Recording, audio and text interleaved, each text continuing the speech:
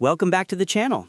Today, I am going to show you how to subtly and professionally slim a body in Photoshop using the powerful Liquify tool.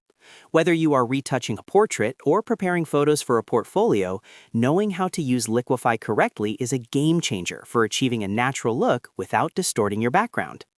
If this video helps you master your editing skills, please make sure to hit that like button and subscribe for more weekly tutorials. Let us dive right into the software. Start by opening your image in Photoshop. Once your image is loaded, ensure you have the layer with your subject selected in the Layers panel. For non-destructive editing, I highly recommend right-clicking your layer and selecting Convert to Smart Object before we begin. This allows you to go back and tweak your settings later if you need to. Now, go to the top menu bar, click on Filter, and select Liquify. You will see a new window open up. In the tool menu on the left, make sure you have the Forward Warp tool selected, which is also accessible by pressing W on your keyboard. Before you start pushing pixels, let us configure the settings on the right. Set your brush size to be large enough to cover the area you are working on, as this creates a much smoother transition. Set your brush density to around 50, and keep your brush pressure quite low, somewhere between 10 and 20.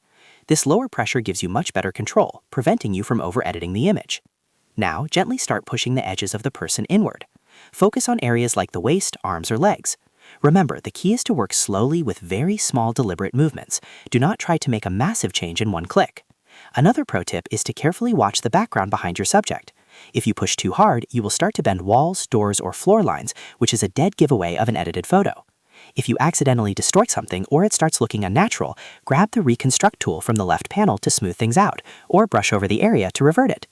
Take your time, zoom in and out frequently to check your progress, and once you are happy with how it looks, click OK to apply the changes.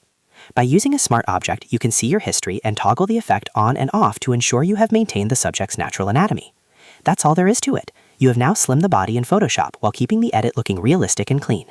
If this tutorial helped you out, don't forget to hit that like and subscribe button for more high-quality editing guides. Thanks for watching, and I'll see you in the next one.